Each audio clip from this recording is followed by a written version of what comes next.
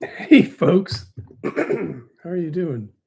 Yeah, welcome back to the August 29th Regina Executive Committee meeting. They are on break right now. They'll be coming back in about, I don't know, 10 minutes. It took me some time to get everything set up. I was going to make a coffee.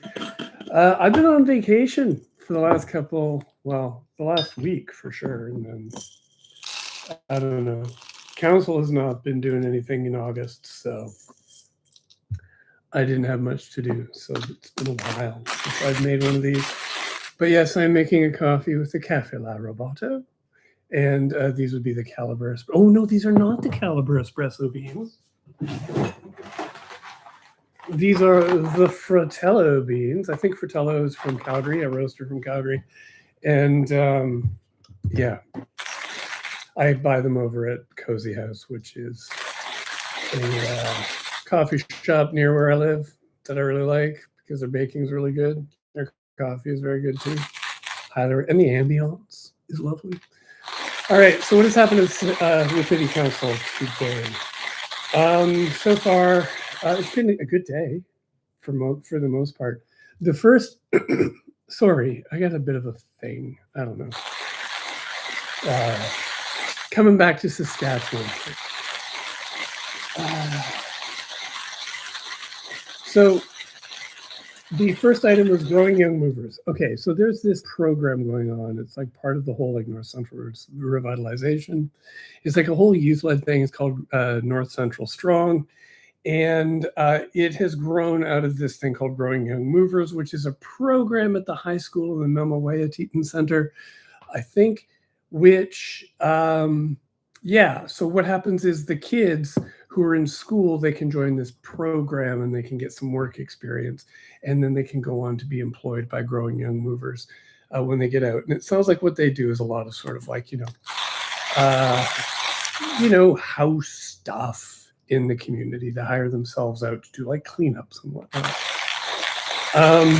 Yeah, so what Growing Young Movers wants to become now is part of the North Central revitalization is that the city is going to have this like land trust where they're like acquiring, the city is actually like in the process of acquiring land, mostly from like tax defaults in North Central. So the city like acquires the land, and instead of just like turning it around, like often what happens is the city has to like take on a piece of land and then they just offer it up on the market. What the city is doing is they're acquiring this land and they're going to be putting it into a land trust. And what happens to those properties will be determined by the board that manages the land trust. And the board will be like a community group or a nonprofit could take this on. But it'll have like basically community input into how the lands are disposed. And the goal being that this land will go towards building, for the most part, affordable housing. One sec, I need to turn on my water. So yeah, this is an amazing opportunity for the city and for North Central and vice versa. And yeah, it's good because yeah, it will, it's like basically like speeding up the process. The hope is that it will speed up the process of like redeveloping North Central with more and more and more housing. And then that will just be good for everybody, right? Because right now, North Central had a lot of derelict properties and empty lots that were overgrown. And, houses, you've seen them if you've driven through, like the boarded up houses and stuff. And so the city is like acquiring these derelict properties as fast as they can, putting them in the land trust. And then this is where Growing Young Movers is supposed to come in. They're going to be sort of the first line team to maintain these properties. Like typically that would fall on the city. Growing Young Movers says, hey, why don't we do it? Contract us, hire us as a contractor. And we'll like hire these kids from, that we've put together, we've gathered from the Growing Young Movers program. I've done it again. I have ground my beans too coarsely. This will be an okay coffee at best. Very sad. I could start over again, but this would be my first coffee and I really need it. So I'm going to going to brew up a substandard coffee. It's going to be a little thin. Not as tasty as I'd like, maybe a bit sour. Anyways, I'm all disappointed and I've lost my train of thought. Yeah, so anyways, this is great too, right? Because this means that this whole like process of revitalizing the neighborhood and building more housing and getting people places where they can live affordably, this will also be like helping kids get work experience and, you know, some money in their pockets. And one of the things Growing Young Movers says they want to do, and this is so cool, is they want to pilot building. He said, I don't want to call them tiny homes, even though tiny homes are like super trendy right now.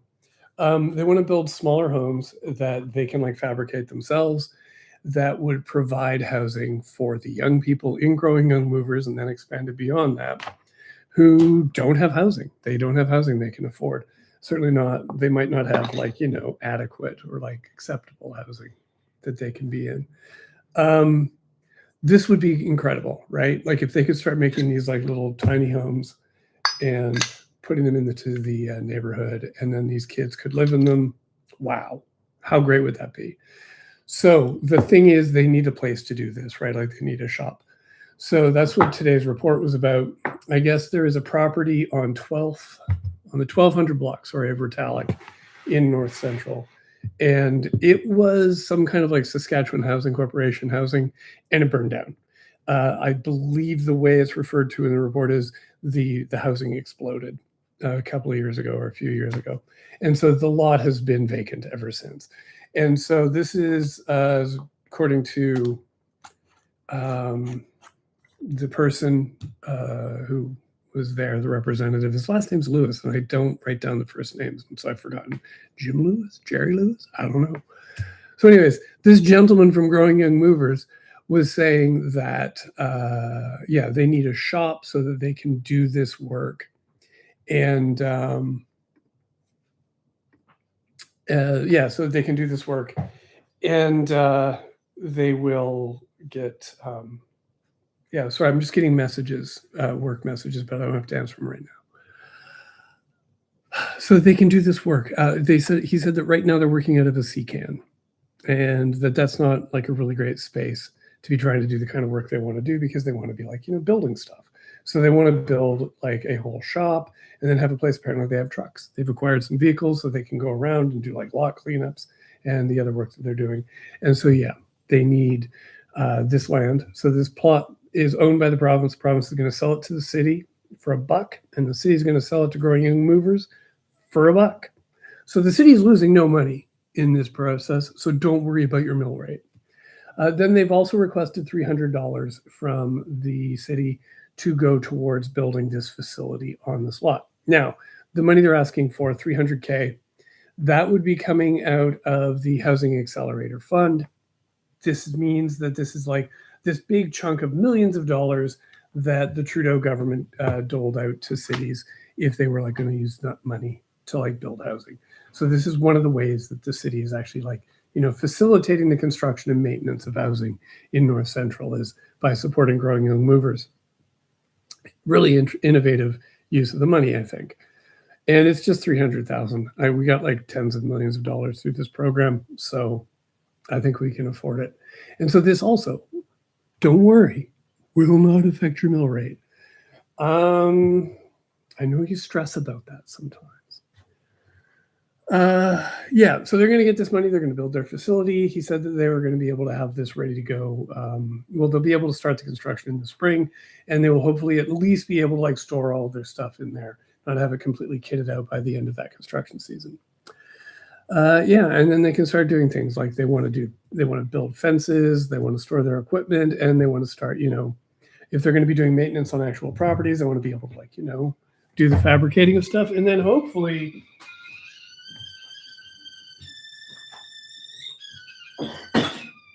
actually build some actual houses. So I don't know, man. This just all seems like a win-win-win-win-win for everybody involved. Kudos for everybody who's involved in this. I'm a bit sad. I've been wanting to have growing young movers on the Queen City Improvement Bureau for a very long time. I did reach out to them a long time ago. I am pretty passive when it comes to these things. I send out an email and then, oh, you know what I didn't do? I wonder. I'm sorry, I was listening. I was paying attention to you and not to my coffee. I put the water in the little basket.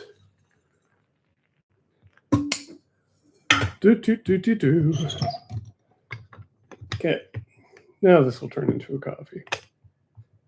And this is going to press through really easily because the grounds are way too coarse. See what I mean? This is barely going to count as a coffee. I'm so sad. All right, and we're out of cream because, like I say, we just got back from holidays, so I haven't gone to the grocery store to buy any sort of like milk product. It's all a hash. Yeah, so passed unanimously, of course. Council just had a bunch of questions for admin about details. Mostly all they did is just talk about how much they like this. Yeah, okay. So that's not good. That may as well be drip coffee. Second item, okay, now I've mentioned this before. I don't typically read executive committee reports before executive committee meetings. This time I did like sort of skim through them. The second one was this piece of property on Sass Drive, like next to Sass Drive. And it just said the city wanted to acquire it. And then in the Indigenous impact section, they mentioned that, oh, you know, a situation like this where the city might have to acquire land when the owner doesn't want it, you know, we have to be like open and honest about it. I'm like, oh, that's interesting. Well, as it turns out, it sounds like the city is starting the process of expropriating this property, which has not been done since 2001. Could that be right? So yeah, they hardly ever use this. And I've never seen this happen before. So yeah, I just looked at it as a normal like land purchase report, but it turns out this is actually like, you know, close to unprecedented. Certainly never happened before in my time, and I didn't. So yeah, I just sort of skimmed it like it was any old report, and it wasn't any old report. It was a very interesting report. So here's the property they want to acquire. I hope I can bring that up. 2704 Saskatchewan Drive.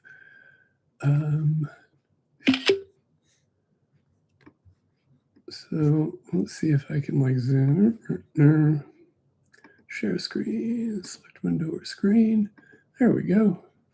Do you guys see that? So this is the property here that they want to, the city is talking about expropriating. It looks like it's Densendings, Anderson Collision and Glass. So that's like right there on the corner of Sask and Albert. And ooh, look at it. So cool. Yeah, so it looks like the owner of this property, for whatever reason, has not wanted to sell this land, and the city wants to widen Saskatchewan Drive. And Anderson has said, yeah, no. And now the city's like, okay, we're going to go to the Expropriations Act, and we're going to do it, whether you like it or not. Now, they're probably going to have to like pay the landowner. Well, I don't mean probably. They are going to have to pay the landowner. The landowner will get paid. Maybe not as much as they would have been able to extort the city for. Who knows? It's a bad scene, man. Also, I'm not a big fan of widening Saskatchewan Drive, to be completely frank. I know that makes me a heretic. People will call me a maniac for that. But yeah, I don't see the need. But then I don't drive very much. And I almost I work very hard to not drive on Saskatchewan Drive because I don't like it. You know, the plan is to turn Saskatchewan Drive into a grand avenue, right? So yeah, hopefully it's nothing else. They'll put a sidewalk on it, but it's just the domain of cars. and they're going to make it wider. And then they're going to induce a bunch of traffic. So it will be a wash no matter what.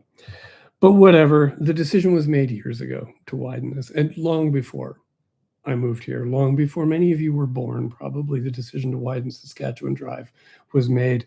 And once traffic planners set their mind to something, decades will pass, oceans will rise, glaciers will melt, but the traffic planners will widen their roads. The last item on the agenda, which they're in the midst of discussing, and I'm actually surprised I haven't finished yet, is just some adjustments to the, what's the name of the staff report?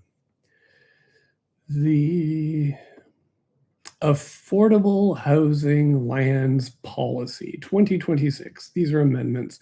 And basically what it's going to do is they've created this, like, God, they keep talking about matrices. They've created this matrix to decide how they're going to dispose of these lands in the land trust.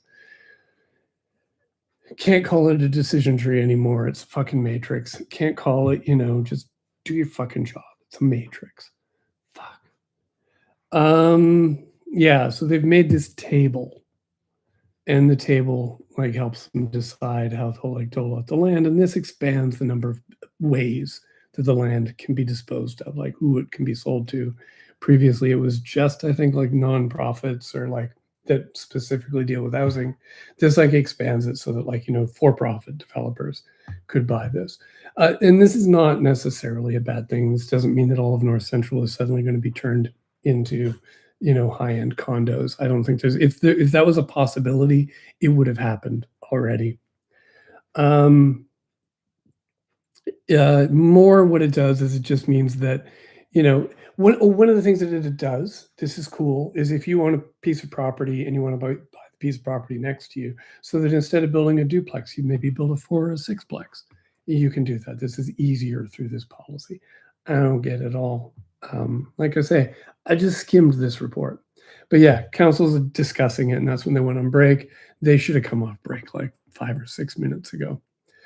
But yeah, I'm going to head back soon, and hopefully later I will make myself a better coffee or go out and get somebody to make a good coffee for me, because clearly my coffee skills are effed today. We were in Alberta for the longest while. Alberta's messed up, guys.